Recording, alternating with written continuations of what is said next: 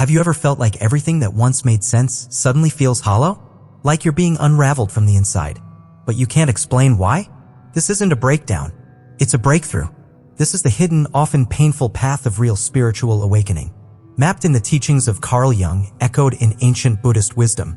Today, I'll walk with you through the 12 unseen stages of awakening, not as a teacher, but as a companion who's been there. Stage 1. The silent rupture. Life appears fine on the surface, a stable job, supportive friends, clear goals. Yet, beneath this facade, something quietly fractures. You begin to feel a detachment from things that once held meaning. Imagine a young professional, celebrated by peers and cherished by family, who wakes up one morning with an indescribable ache. The coffee tastes the same, but everything feels unreal. This isn't a breakdown, it's the onset of a breakthrough. It's the initial, often painful step of a genuine spiritual awakening. A journey mapped by Carl Jung and echoed in ancient Buddhist wisdom. Reflect on this. When did you first sense that the life you meticulously built no longer aligned with your soul? Stage 2. The sacred hunger. After the silent rupture, a profound yearning emerges. A sacred hunger that propels you into an obsessive search. You immerse yourself in self-help books, spiritual teachings, meditation practices, astrology. Anything that might offer a glimpse of truth. This relentless quest is not merely a pursuit of knowledge. It's a deep-seated craving for something authentic, something that resonates with your soul. In Jungian terms, this marks the beginning of the ego's disintegration. The carefully constructed identity starts to unravel, revealing the layers beneath. Simultaneously, Buddhist teachings refer to this as tanha, a thirst or craving that binds us to the cycle of suffering. This craving is not just for material possessions, but for existence itself, for non-existence, for sensory pleasures, and for ideas and beliefs. This sacred hunger is a double-edged sword. It drives you to seek deeper understanding, yet it can also lead to further entanglement if not approached with mindfulness. The key lies in recognizing the nature of this craving and understanding what truly lies beneath it. So, I invite you to reflect. What are you really searching for beneath all your searching? Stage 3. The still moment. Exhausted by the search, you pause. Not because you've found what you're looking for, but because your soul, weary from endless motion, finally whispers, "Enough." There, in the quiet that follows the chaos, something begins to stir. Not loud, not grand, but subtle, like the faintest breath in a still room. It does not come from outside, from gurus or books or even the skies. It comes from within, from a place you forgot existed. It's like a candle flickering in the deepest night. A light so fragile you fear it might go out, but it doesn't. It holds steady. This is the voice of the self, the one Jung spoke of. The whole of you trying to speak through dreams, through symbols, through the language of the soul. And one night, when everything is still, you dream. You dream of falling into a deep, endless well. There's fear, yes, but at the bottom, something astonishing. No monster, no judgment, only a soft voice that says you are exactly where you need to be. Not a command, not a solution, just presence, just truth. And in that moment, something shifts. Not in the world, but in you. The running stops. The grasping loosens. You begin to listen. So let me ask you, what happens when you stop running, even from your pain? Stage 4. The first light.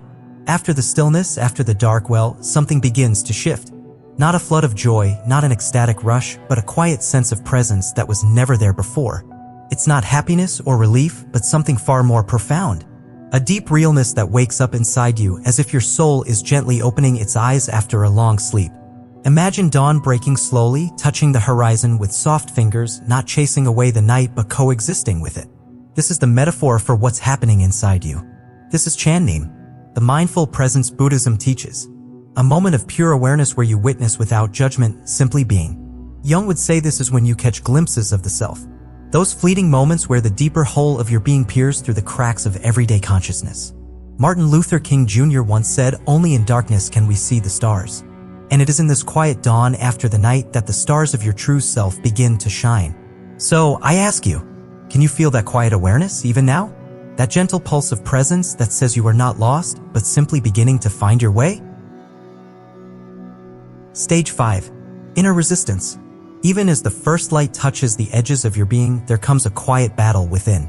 A resistance so subtle yet so fierce that it almost feels like a betrayal of the awakening itself. The ego, that old guardian of your comfort zone, fights back with everything it has. Old habits sneak back like ghosts you thought you'd laid to rest. Doubt creeps in like a slow fog, clouding the clarity you had glimpsed. You find yourself retreating, sometimes without even realizing it, slipping back into the patterns that once defined you, even when they no longer fit. Carl Jung teaches us that this is the persona trying desperately to survive, the mask we wear in the world, and the shadow, that hidden part of ourselves trembling at the edges of light and change. She who had dared to step towards something new finds herself pulled back to the familiar, but the old life now feels hollow, like a faded echo of what once was. Worse still, she begins to judge herself harshly, asking, "Why am I not healed enough yet?" This resistance is not weakness, but a sign that transformation is real and that letting go is a process that takes time, compassion, and courage. So ask yourself gently with kindness, what are you still afraid to let go of? What part of your old self are you holding on to even when it no longer serves your true awakening? Stage 6. Facing the shadow. There comes a moment in the awakening journey when you must turn gently, but fully, toward the parts of yourself you have hidden away. The guilt that weighs heavy, the shame that whispers in quiet moments, the fear that tightens your chest, and the anger simmering just beneath the surface. At first, it feels like meeting enemies, as if these feelings are foreign invaders trying to pull you under. But deep within, you begin to see that they are not your foes. They are fragments of your own heart, wounded and longing for healing and understanding. Carl Jung called this the work of the shadow, the unconscious parts of ourselves that we deny, ignore, or reject. Facing this shadow is not easy, but it is necessary for true transformation. Buddhism teaches us about kleshas, mental afflictions born from ignorance, like clouds that obscure the clear sky of our mind. These afflictions create suffering until we learn to see them clearly and with compassion. Jung said, "Until you make the unconscious conscious, it will direct your life and you will call it fate." This means that all the hidden parts of us, if left unseen, will quietly shape our choices and our destiny without us even realizing it. So I ask you softly, what part of yourself have you spent your life running from? What emotions, memories, or shadows do you avoid because they feel too painful, too raw to face? Stage 7. True self emerges. After the long journey through darkness and shadow, after the peeling away of countless masks worn to please others or to hide the pain, something new begins to quietly surface. A self that is raw, authentic, and free. This is not a self shaped by expectations or fears, but a self aligned deeply with your true nature, your essence that has always been waiting beneath the noise. You no longer seek approval from the outside world. That need gently fades like a distant echo. Instead, you seek alignment. With your heart, with your values, and with the simple truth of who you are beneath all the layers. In this emergence, boundaries become clear, and you find the strength to say no without guilt, without fear of disappointing others, because your yes now comes from a place of deep truth rather than obligation or habit. Her laugh changes, softer and more genuine, like a song finally free to flow without restraint. Her eyes soften with kindness and acceptance. Eyes that no longer hide behind facades or masks, but look out with quiet courage and peace.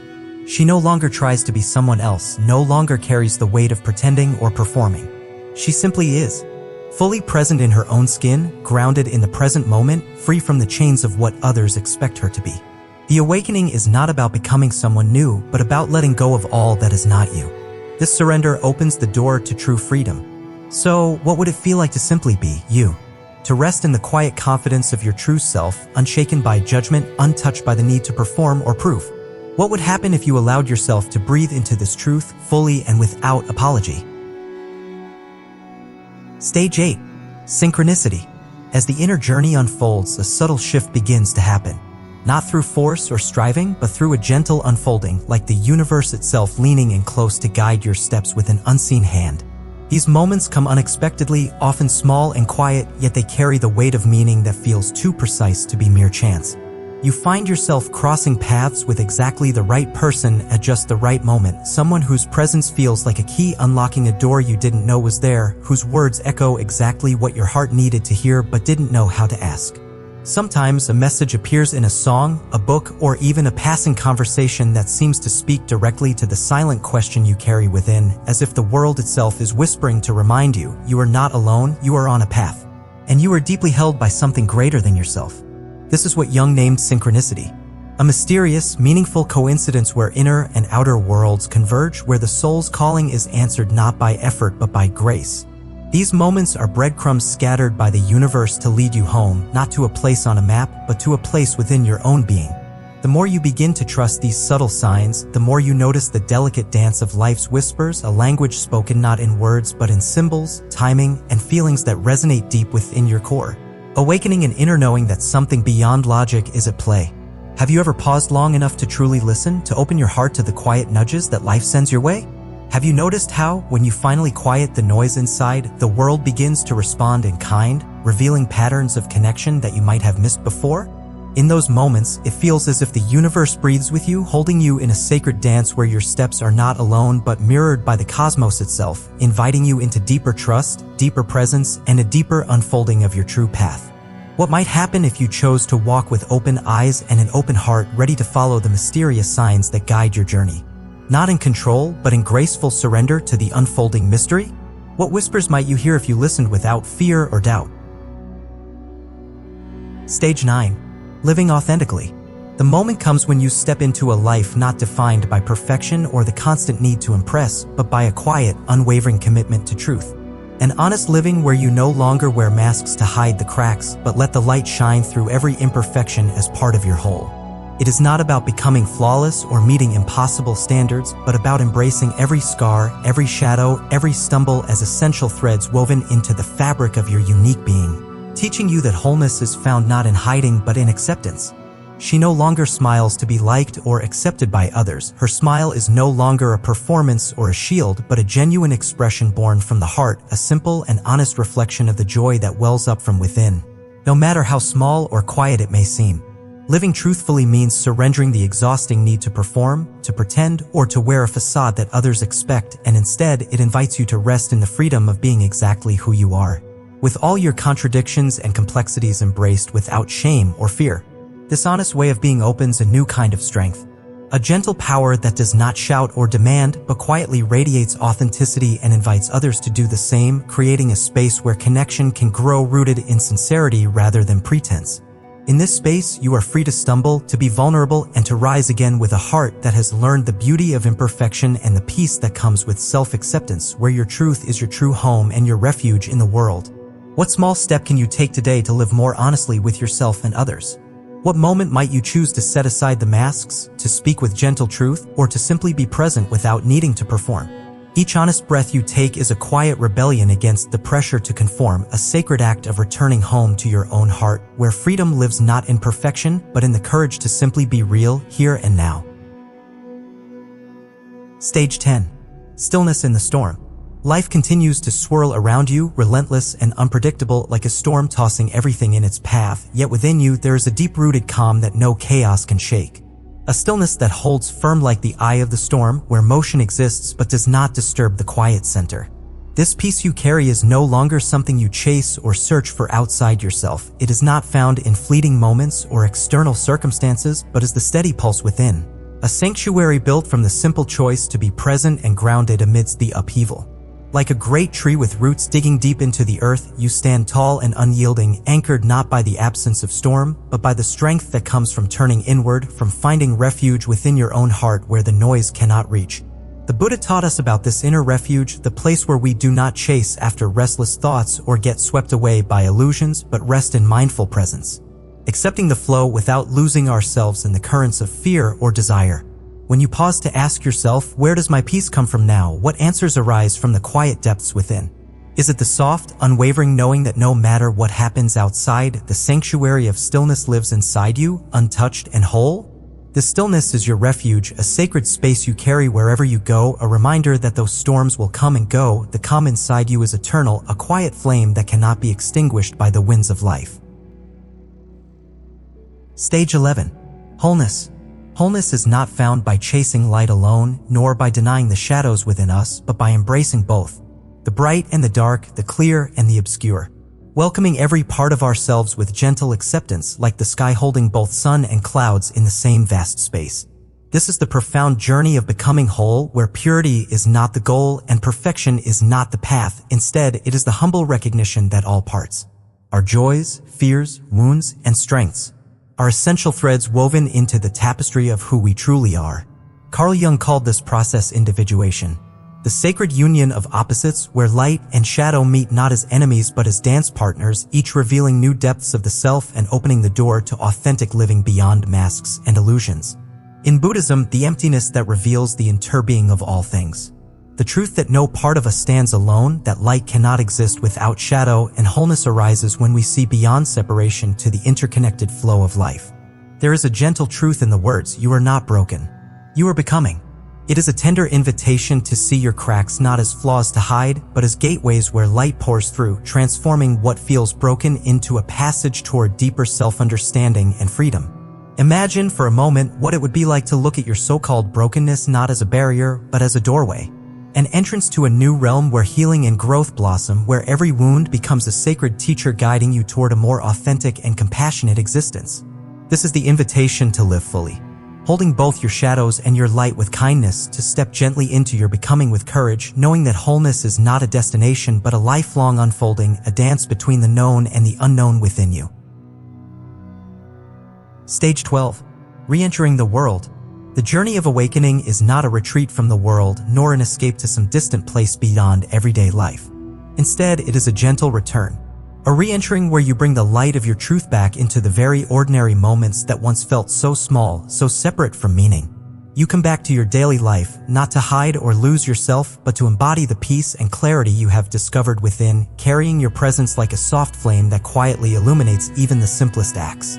A smile, washing dishes, answering a call, walking down a street. This is where the spiritual and the mundane meet. Where enlightenment is not a distant event but the heart of each moment lived fully, each breath a step deeper into presence. Where the sacred is not somewhere else but intimately woven into the fabric of your ordinary day. She still goes to work, she still does the dishes, she still faces the rush and noise, yet everything is transformed. Her presence is no longer lost in the whirlwind but becomes the teaching itself. A quiet demonstration that peace can live amid chaos, that truth can shine in the everyday. The ancient saying reminds us, before enlightenment, chop wood, carry water. After enlightenment, chop wood, carry water. The actions remain the same, but the way we live them, the depth of awareness, the kindness in our touch, changes everything. Imagine how different it would be to walk through the world with this presence. Not rushing to change the world or escape it, but simply allowing each step, each breath to be an offering of your true self, fully alive and awake in the moment. So the question invites you, how will you walk differently in the same world that once felt heavy or dull? What small choices, what shifts in heart and mind might open the door to living your truth in every simple, everyday action you take? This awakening you're on, it's not a final place to arrive at, not a single mountain peak to stand on forever. It's more like a spiral, an endless returning, a gentle coming home to the true self again and again, each time with more softness, more clarity, more love. It invites patience, compassion for your own journey, and trust that every step brings you closer to the peace that has always been inside. You are not lost even when the path feels unclear. You are being called by something deep inside, a voice older than time whispering your name with infinite tenderness. You are not broken, no matter how many cracks you see. You are blooming, unfolding your unique beauty like a rare flower opening toward the sun after a long winter. And though it may sometimes feel lonely, you are never truly alone. Because we are all here, walking beside each other, guiding one another gently like a shared homecoming. If these words have stirred something in your heart, if this journey has touched a quiet place within you, I invite you to share your story in the comments below. Your light could be exactly what someone else needs to find their way through darkness. And if you want to keep walking this path together, step by step, breath by breath, then subscribe and join this gentle unfolding. Let's keep returning to the self with kindness, with courage, with open hearts.